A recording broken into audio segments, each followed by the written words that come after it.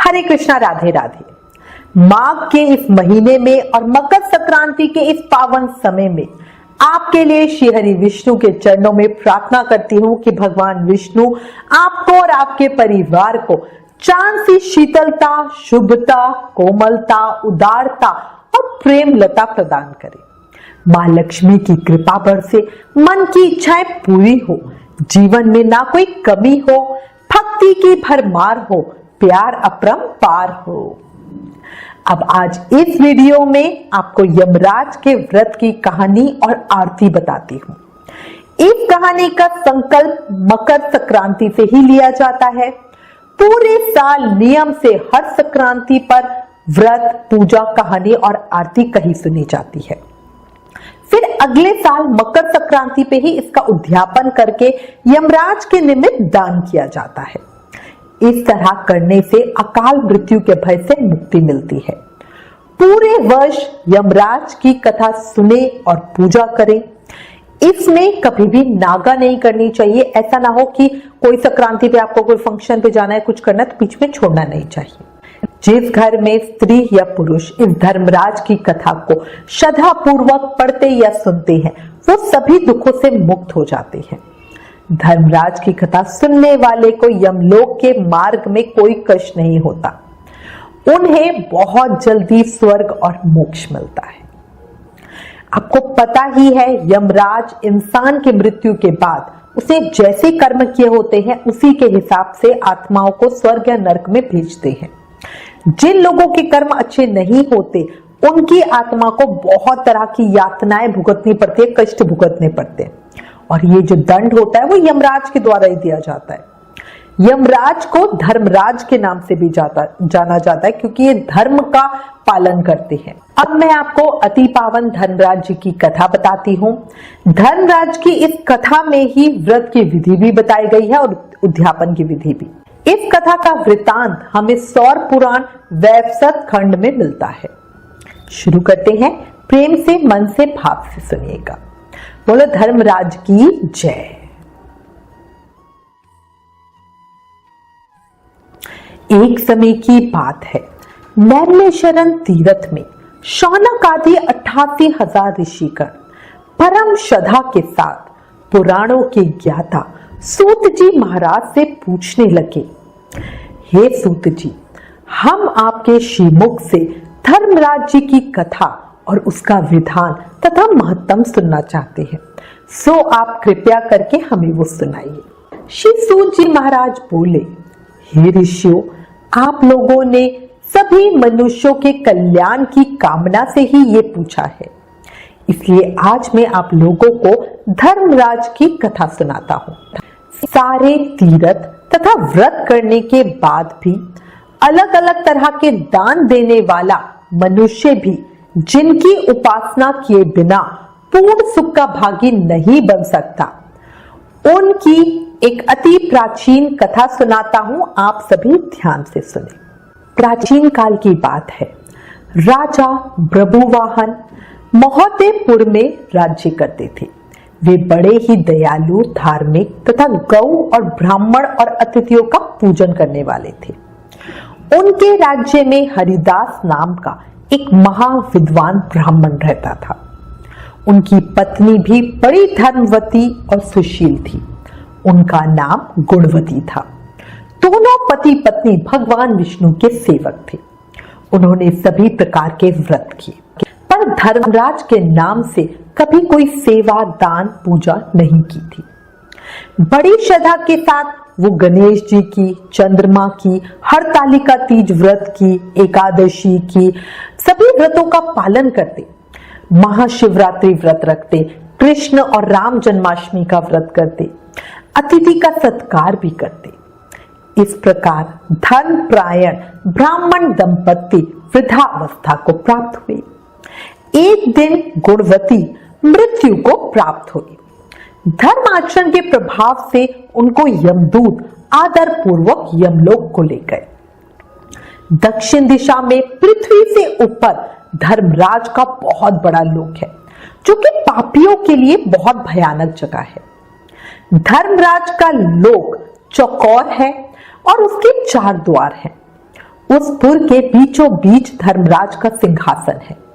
उस रतन जड़ित सिंहासन पर भगवान धर्मराज विराजमान रहते हैं। पास में ही चित्रगुप्त जी अपने स्थान पर बैठते हैं और सबके कर्मों का हिसाब करते हैं।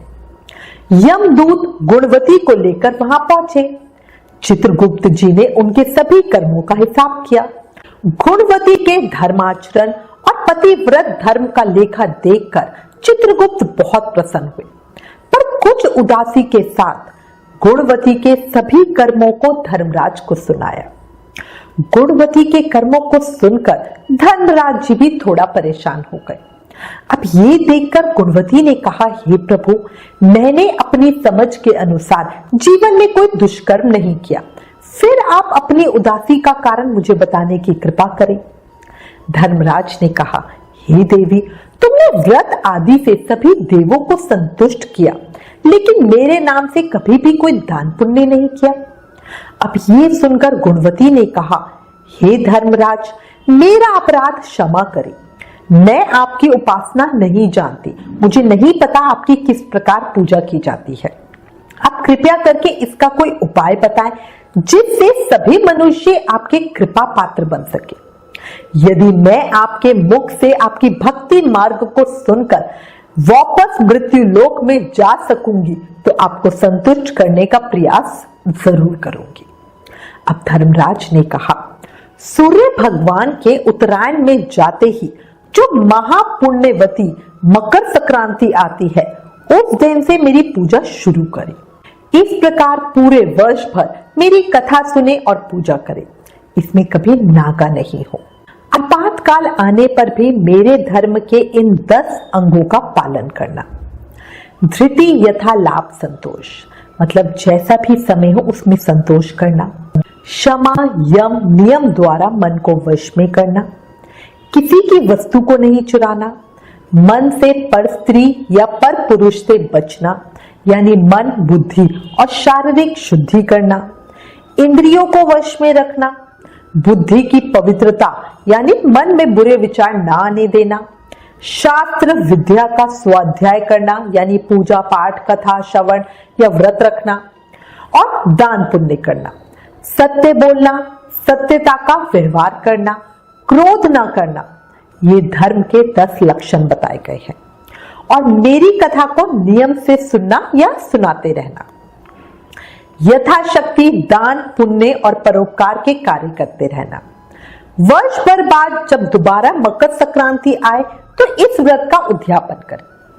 यथाशक्ति सोने की या चांदी की मूर्ति बनवाकर ब्राह्मणों के द्वारा विधि विधान से प्राण प्रतिष्ठा कर षोडशोपचार विधि से पूजा और हवन करें। मेरे साथ चित्रगुप्त जी की भी पूजा जरूर करें। काले तिल के लड्डुओं का भोग लगाएं, ब्राह्मणों को भोजन कराएं।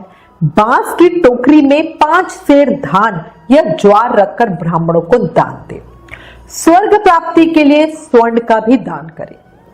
इसके अलावा शय्या दान, जिसमें गद्दा, तकिया, रजाई, कंबल, पादुका, बांस की लकड़ी, लोटा, डोर, 5 वस्त्र, 5 कपड़े दान करें।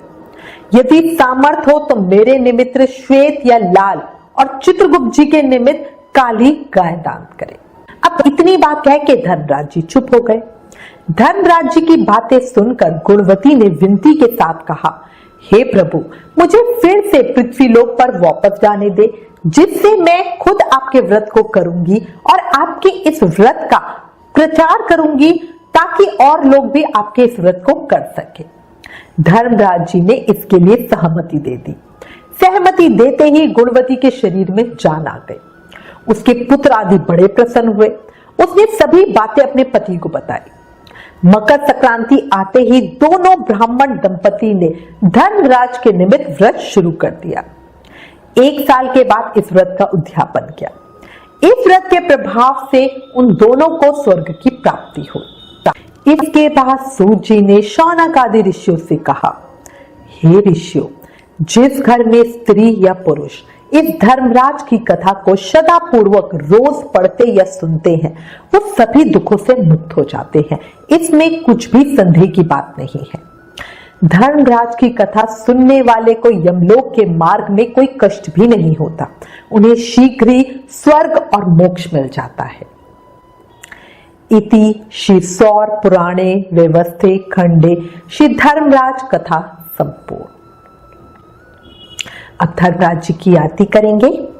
ओम जय धर्म धुरंधर, ओम जय जय धर्म धुरंधर, जय लोक त्राता, धर्मराज प्रभु तुम ही हो हरिहर धाता, ओम जय जय धर्म धुरंधर, जय देव दंड पणिधर यम तुम पापी जन कारण, सुकृति हेतु हो पर तुम वैतरणी तारण, ओम जय जय धर्म धुरंधर, न्याय विभाग अध्यक्ष हो नियत स्वामी, पाप पुण्य के ज्ञाता तुम अंतर्यामी, ओम जय जय धर्म धुरंधर, दिव्य दृष्टि से सबके पाप पुण्य लगते, चित्रगुप्त द्वारा तुम लेखा सबका रखते, ओम जय जय धर्म धुरंधर, छात्र पात्र वस्त्राचन क्षिति शैया बानी, तब कृपया पाते हैं संपत्ति मन मानी, ओम जय जय धर्म धुरंधर, द्विज कन्या तुलसी का करवाते परिणय, वंश वृद्धि तुम उनकी करते निसंशय, ओम जय जय धर्म धुरंधर, दानो द्वापन याजन तुष्ट दया सिंधु, मृत्यु अनंतर तुम ही हो केवल बंधु, ओम जय जय धर्म धुरंधर, धर्मराज प्रभु अब तुम दया हृदय धारो, जगत सिंधु से स्वामित्व सेवक को तारो, ओम जय जय धर्म धुरंधर, धर्मराज जी की आरती जो कोई जन गावे, स्वामी प्रेम सहित गावे, धरनी पर सुख पाके मन वांछित फल पावे, ओम जय जय धर्म धुरंधर, ओम जय जय धर्म धुरंधर। बोलो यमराज जी महाराज की जय। प्लीज इस वीडियो को ज्यादा से ज्यादा शेयर करें और धर्मराज जी का प्रभाव सबको बताएं। Please like share and subscribe. Thank you. Hare Krishna.